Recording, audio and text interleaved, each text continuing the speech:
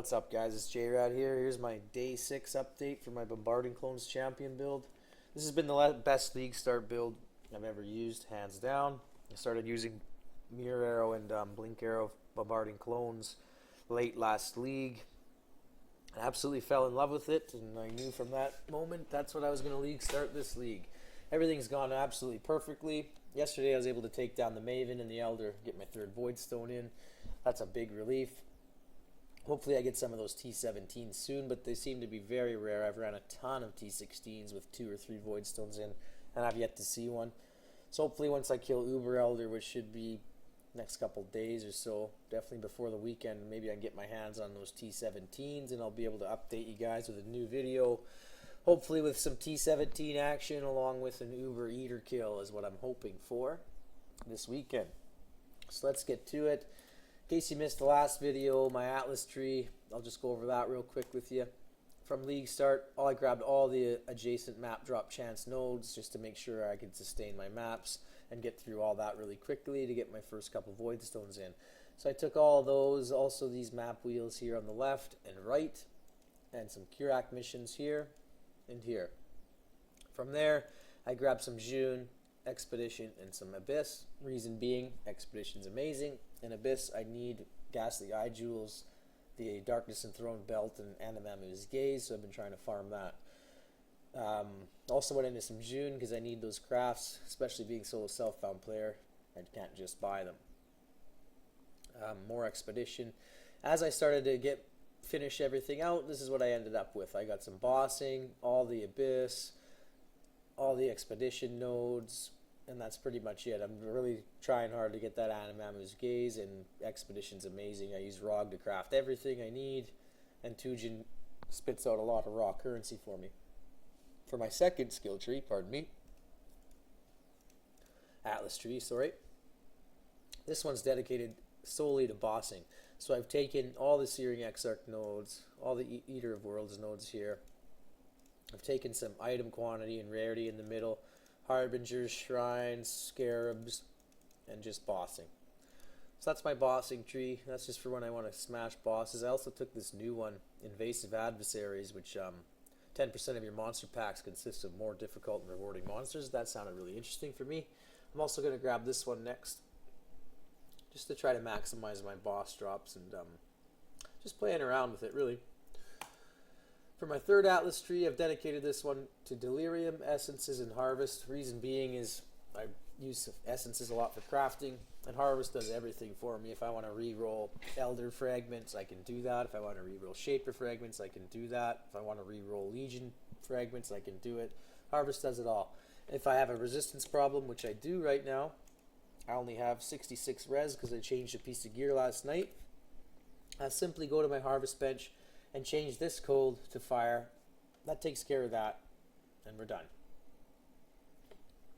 So that's why I really like Harvest, especially being in the solo self-found league. So that's about it for the Atlas tree. For my gear, I was able to find a 6-link full dragon scale, which helped me out a lot. I was able to get rid of my really crappy 6-link bow that I'd been using since the end of the campaign, sorry. So I just used Harvest to craft this. It's nothing too special, but it's going to do the trick for now until I get more currency. It's got some spell suppression, some fizz reduction, and the Gravicious craft from Betrayal, making physical damage taken as elemental. I crafted this bow using a minion essence. Again, it's nothing special, but it works. This will probably kill Uber Eater for me. I'm not too worried about this until I get enough currency to do a metacraft on it. Then I can make my final bow, but for now this is plenty good enough. Even though it looks like a complete piece of shit, and it is, it's going to do the trick for me. The helmet's the same one from the last video. I just used ROG to craft this. I got a better amulet since the last video. This one's giving me some chaos res, some life, and some extra dex.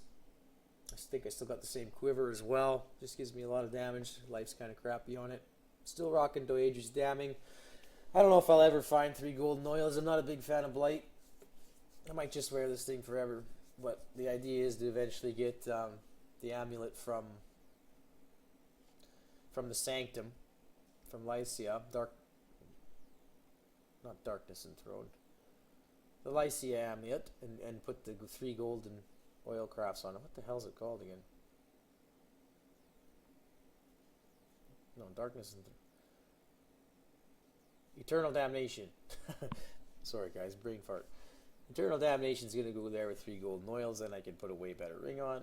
But that double curse is just too powerful. So in my opinion, this is well worth it. I still got the same ring. It just gives me a boatload of resistances. The life's really crappy, but I can live with it for now. Again, I don't have a ton of currency. That's all I got. These boots I crafted with Rog. I finally found my belt, and I got some more Rog crafted gloves. That pretty much does it. These are the flasks I run for mapping, armor, evasion, phasing, quicksilver. I switched to elemental ones, and then maybe 2 or 3 life flasks depending on the boss I'm fighting. So let's get to it. I'll quickly show you guys a quick map. We'll just blast through. Show you how much of a powerhouse this thing is. And then that's it for today. That one looks pretty rough. Look at my fire res is still 66. I don't even care. I don't think I'll die. It's not enough for me to really worry about it. I barely look at this. My build's so tanky. It's not really a problem. I just put the rewarding stuff to the top. That league mechanic's a little bit tedious. I haven't really had a lot of fun messing around with it, so I've kind of left it alone. It just takes so much time when you're in that league mechanic that I could just walk over to Rog, or there's so many other ways I can make my gear. I just kind of gave up on that for now until I know they have a patch coming very soon. As you can see, even with 50 fire res,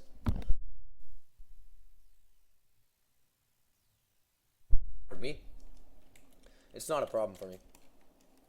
I'm not worried about it. I'm not comfortable with this build.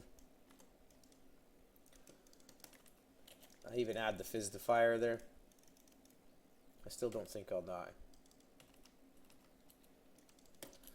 I mean, I'm pushing it, but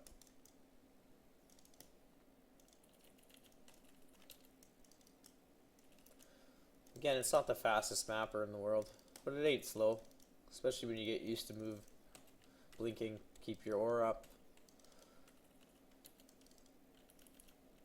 hitting your flesh offering when needed. Most importantly, anytime you run into a tough rare, he's not going to be a problem for you. Essence monsters, bosses, soul eaters rarely even give me an issue. Oh, that's that fire res right there. Fizz's fire, that almost killed me. But as you can see, even with that 66%, I still didn't die. Timely life flask and you're fine. So there you go, guys. I think you got a pretty good idea of how powerful this build is. It's got all my void stones in except for one, which should be coming very, very soon. And I'll leave it with that. My next video is going to be on the weekend, and again, hopefully I'll have some T17s and some Uber action for you guys. Thanks for watching. Take care.